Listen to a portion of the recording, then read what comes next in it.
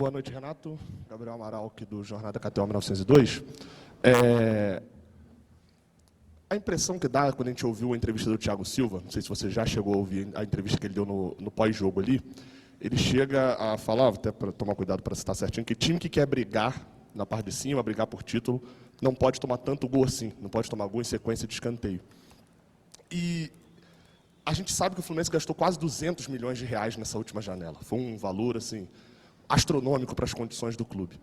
E a impressão que a gente tem, olhando a sua escalação hoje com 3 volantes, é que quando você quer defender um pouco melhor, o time fica sem poder ofensivo. E aí, quando você escala o time para atacar um pouco melhor, o time fica sem poder defensivo.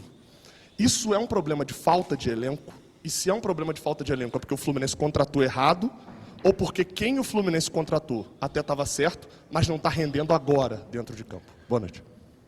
Boa noite. Bom, quanto ao elenco, vou evitar comentar porque quando cheguei o elenco todo estava aí. Eu acho que o clube sempre tenta contratar, às vezes vai acertar, às vezes vai errar. Faz parte. O Lima hoje era um jogador que iria jogar, tanto é que ele não viajou para a Bolívia, que ele ia jogar. Infelizmente, na sexta-feira ele sentiu uma lesão, grau 1, estava fora. O Ganso e o Renato na grama sintética seria um perigo colocá-los para jogar. Mas acho que dentro disso tudo, eu concordo com algumas coisas, faltou um pouquinho de malandragem para o nosso time, até porque a gente saiu na frente, tomamos o gol de empate e a virada no nosso melhor momento na partida. Chegamos ao empate e depois, faltando uns 2 minutos para terminar o jogo, nós tomamos um gol de bola parada. A gente treina bastante, a gente conversa, faz parte, a gente sempre procura evitar isso. Mas também não posso deixar de destacar, principalmente, o primeiro tempo não foi bom, tanto para o Fluminense como para o Atlético, tecnicamente não foi bom, o segundo tempo foi pegado, foi um grande segundo tempo de ambas as partes, mas pelo que o Fluminense produziu, acho que nós merecíamos inclusive a vitória. Então, infelizmente, nós tomamos os gols num momento ruim da partida, onde nós estávamos melhor. Faz parte, a gente treina, a gente procura evitar sempre. Também enfrentamos uma grande equipe, tem grandes jogadores, tem um grupo forte, tem dinheiro, e hoje em dia no Campeonato Brasileiro, o clube que tem dinheiro faz a diferença sim. Boa noite para você, Renato. Edivaldo Miranda, da Litoral News. Você citou a malandragem, que foi uma coisa que faltou. Fala um pouquinho mais alto, por favor. Vamos lá, repetir de novo. Eu estava atendendo, mas fala mais alto. Tranquilo. Você citou a malandragem, que é uma coisa que faltou para o Fluminense, na tua visão, para conseguir essa vitória, acabou sendo derrotado. Você cita algumas falhas defensivas, o que mais você citaria que faltou para o Fluminense sair daqui com o melhor resultado, para levar para o Rio de Janeiro, por favor? Não, mas quando eu falo a malandragem, eu falei na pior das hipóteses, o jogo estava 2-2. Está faltando 2, 3 minutos para terminar o jogo. Sempre falo para eles, no final do jogo a bola não pode nem chegar próximo da nossa área. E o Atlético teve 2, 3 escanteios seguidos.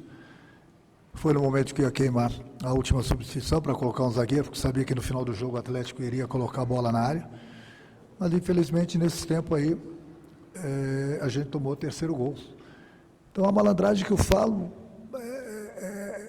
no vídeo, no dia a dia, eu passo para eles. No final do jogo, não pode a bola chegar nem próximo da nossa área. Então, infelizmente, a bola chegou, tiveram 2, 3 escanteios, tivemos uma falha na marcação e, infelizmente, nós tomamos o terceiro gol. Renato, boa noite. Cláudio Rezende, aqui da Rádio Itatiaia. Você me pareceu que, pela sua experiência, o Arena MRV hoje era uma reinauguração de estádio, o torcedor animado, a grama diferente, sintética. O Atlético, durante o jogo, poderia se desgastar até com a questão da torcida pegar no pé do time. Começou isso a acontecer quando saiu o gol de empate do Rubens. Aquele momento ali foi um momento crucial do jogo, Renato? A mudança de chave?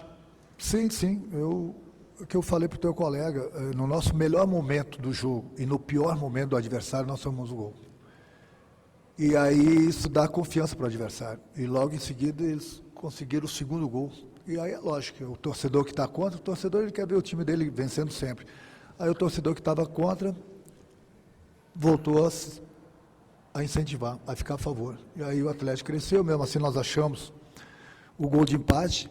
E aí é que eu falo, aí a torcida voltou a pegar no pé dos jogadores do Atlético, é uma coisa normal no futebol.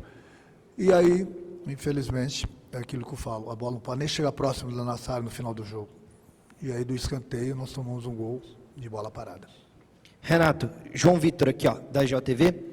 Renato, o Fluminense conseguiu segurar bem o Atlético até os minutos finais, apesar de, por exemplo, não ter cobrado nenhum escanteio da partida. Eu sinto talvez até uma dificuldade ofensiva por parte do Fluminense. O que faltou para o Fluminense segurar e pelo menos levar um ponto para o Rio de Janeiro, assim, dentro dessa realidade que o primeiro gol do Fluminense saiu até de um erro da zaga do Galo e sem muita criatividade ofensiva? Obrigado. Mas as falhas, elas são normais no futebol, né? A gente treina para que não aconteça, mas aí você falou que o time do Atlético tomou um gol por falha, nós também falhamos. A gente treina, a gente conversa, a gente corrige, para que a gente tenha o menos erros possíveis, para que a gente não tome gol. Mas, infelizmente, nós falhamos, nós tomamos os gols. Mas na pior das hipóteses, pelo que o Fluminense produziu hoje, acho que pelo menos um ponto estava bom para a gente, pelo que a gente fez no segundo tempo. É aquilo que eu falei. O último gol de cabeça, faltando 1 ou 2 minutos, a bola não pode nem chegar próxima da nossa área. Chegou e toda bola que chega na área é perigo de gol. E infelizmente nós tomamos o terceiro. Renato, Thiago de Araújo, boa noite. Thiago de Araújo do canal Resende, primeira, e do canal Thiago de Araújo. Queria saber, com a ausência agora do Cano, vai ficar fora aí praticamente 2 meses, se você e a diretoria conversaram sobre a contratação de um novo atacante. Obrigado. Eu tenho conversado bastante com o presidente, trocado ideias com ele, com o Paulo. A gente troca algumas ideias. É lógico que a gente pensa assim em contratar, mas vai contratar só daqui a um mês. Só daqui a um mês que abre a janela. Hoje em dia é difícil você encontrar jogadores. E no momento que você encontra um jogador, ele custa muito caro. E aí o clube sente um pouquinho no bolso, fica um pouco difícil. Mas a gente está atento. A gente está olhando, a gente está vendo certos jogadores, trocando ideias. E ali na frente, se puder, se a diretoria puder me dar, qualquer jogador que possa chegar para nos ajudar, ele será bem-vindo. Último aqui para encerrar, Renato. Renato, boa noite. Igor Assunção, da Rádio 98 FM. Você esteve aqui na Arena MRV com o Grêmio no passado, na época que o gramado da Arena estava muito castigado, o Atlético sendo muito criticado por conta do gramado. Você teve uma declaração essa semana a respeito do gramado sintético. O que é pior para o jogo? Um gramado natural ruim ou um gramado sintético, na sua opinião, novo e talvez com as homologações da FIFA, como tem aqui agora na Arena MRV? As duas coisas. O clube é obrigado a cuidar do campo, porque lá estão as estrelas, que são os jogadores. Os clubes investem bastante nos jogadores caros para botar eles num campo ruim. Aí, para poupar, não ficar colocando nova grama para cuidar do campo, aí eles colocam grama sintética. Para quê? Para ganhar dinheiro com shows. Não tenho nada a ver com isso. Eu só estou dando minha opinião como um ex-jogador. Só que as pessoas que fazem isso nunca jogaram futebol, é que eu falo. Elas, o quanto que elas estão prejudicando o clube delas. Porque daqui a pouco um clube grande vai contratar jogadores ou jogador caríssimo, e a gente torce que não aconteça. Vai torcer um joelho, vai torcer um tornozelo, um tendão, e aí quem perde com tudo isso? Então, quando as pessoas colocam a grama sintética, você tem que botar na balança. A pergunta que você tem que fazer para as pessoas que colocam grama sintética é: por que estão colocando grama sintética? Ah, nossa grama era muito ruim no passado, melhorou. Não, não melhorou, piorou. Se você for fazer uma pesquisa entre eu, pelo menos eu tenho a minha, eu prefiro jogar num campo ruim do que num campo sintético. O campo sintético, ele é ruim em todos os sentidos do futebol, em todos. Mas eu da caneta, não sou presidente dos clubes, entendeu? Eu dou a minha opinião sobre a grama sintética. Eu já falei para os jogadores, quando eles vão começar a gritar, eu digo no bom sentido, criticar a grama sintética, infelizmente, nós vamos ter todo ano mais grama sintética e muito mais lesões. Até alguém se dar conta de que, olha, fizemos besteira, colocamos a grama sintética, ganhamos de um lado, mas o futebol que todo mundo cobra piorou. Piorou porque só quem jogou futebol e joga o quanto a grama sintética é ruim para o futebol. Ok, Relato.